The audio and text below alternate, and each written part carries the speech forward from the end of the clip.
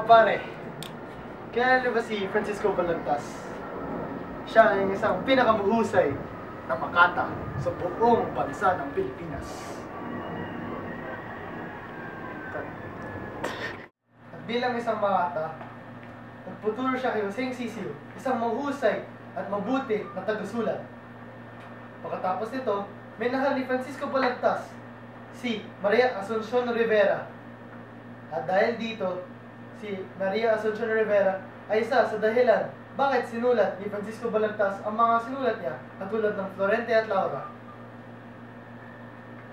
Pero di tumigil doon, kasi nung pagkatapos niya sumulat, may isang tao na pangalan si Capio at pina-arrest siya at napunta siya sa kulungan dahil dito. Bilang sa oras sa kulungan, nakapag-isip si Francisco Balagtas ng madilim. At dahil dito, tinuloy niya rin ng mas mabuti at mahusay ng mga sinulat niya.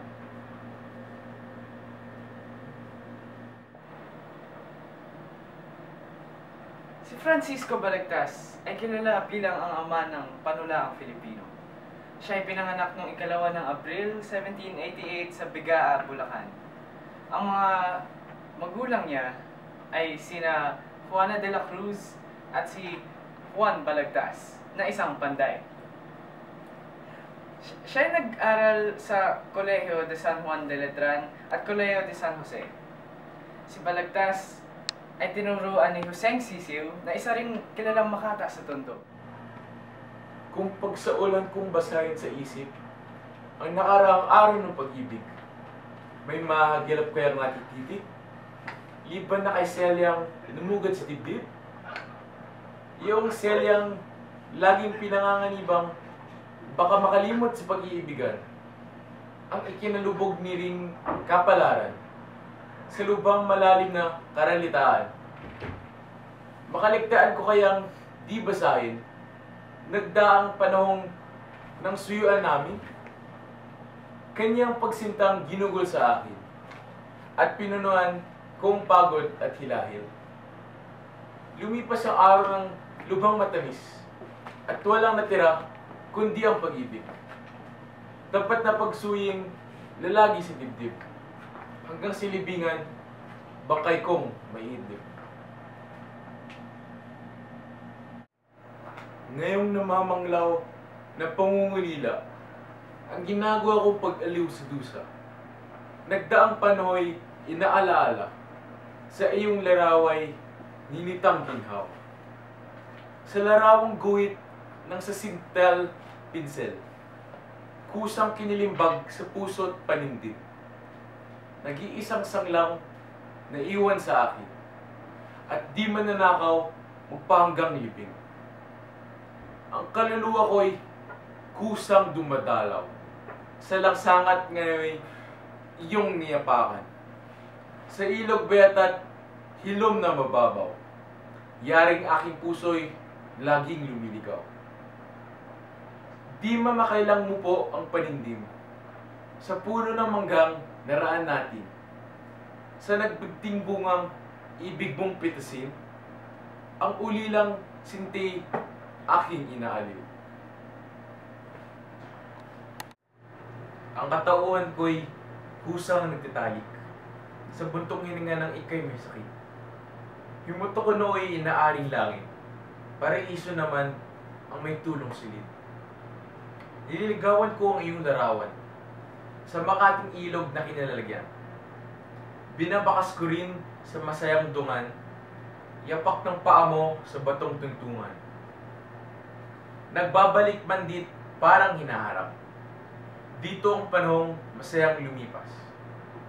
Na kung maliligoy sa tubig aagap, nang hindi abutin ng tabsing sa dagat.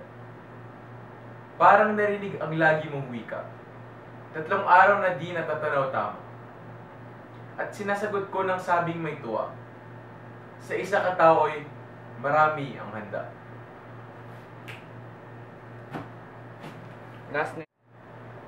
Ang pangat walang di nasisiyasat.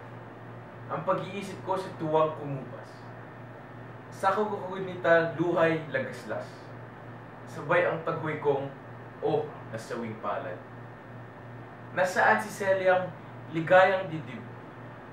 Ang suyuan namin, bakit di lumawig? Nahan ang panahong isa niyang titig.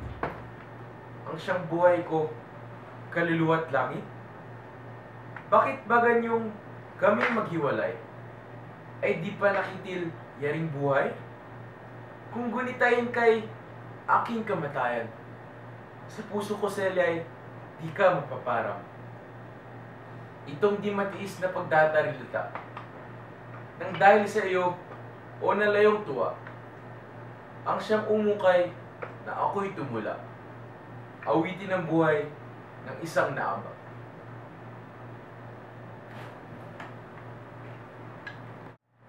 Celia, talastas ko't malabit na umid, mangmang ang musakot, balumbay ang tinig.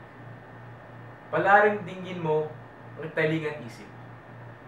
Ito'y unang bukal ng bait kong katulad, na inihahandog sa mahal mong yapak.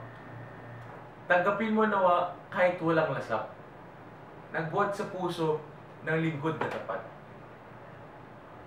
Kung kasadlakan man ng pulat pag-aayo, tubo ko'y dakila sa puhunang pagod. Kung binabasa mo'y isa bang humutok, ay alahanin niya ring naghahandog. Masasayangin pa sa luwa ng bay, sirenas. Ang tinig ay kawili-wili. Kayo ngayon siyang pinipitaksi, na lubhang panglaw ng musa kong imbi. Next. Pinipintaksi. Awan sa dalat pampang na nagligid. Tunohan ng lira, yaring abang awit. Na nagsasalitang buhay, may mapatid. Tapat na pagsintay, hangad na lumuwi. Ika'y na bulaklak niring dili-dili. Celia sa gisay mo'y ang MAR. Sa birihing mag-inay, ipaminta taksi. Ang tapat mong lingkod na si FB. Oh my God! At ito, ang kay Celia, ni Francisco Balagtas. Ang Florante at Laura ni Francisco Balagtas ay may simpleng kahulugan. Si Florante ay si Balagtas at si Laura ay si Maria Asuncion Rivera. Ang ipinapakita ng Florante at Laura ay hindi dapat maging dahilan ang rehiyon para sa diskriminasyon. Makikita ito sa modernong panahon dahil hindi lamang ang rehiyon ang naging pundasyon ng diskriminasyon, ngunit kasama din ang lahi ng tao. Ngayon panahon, makita mo na may mga tao nga sinasabi na Muslim yun, terrorist yun, o Kristiyano yun, mabuting tao yun. Ngunit sa mga iba't ibang oras, hindi ito tama. At ito ang nagiging pundasyon ng pagiging judgmental ng tao. Ang storyang Florante at Laura ay nagmumukhang love story sa unang tingin. Pero sa katotohanan, ito ay may tinatagong simbolismo. Si Florante ay sinisimbolo ang Pilipinas, si Laura ang kalayaan, at ang kanilang kalaban na si Adolfo ay sinisimbolo ang mga Espanyol na sumasakop sa Pilipinas noon.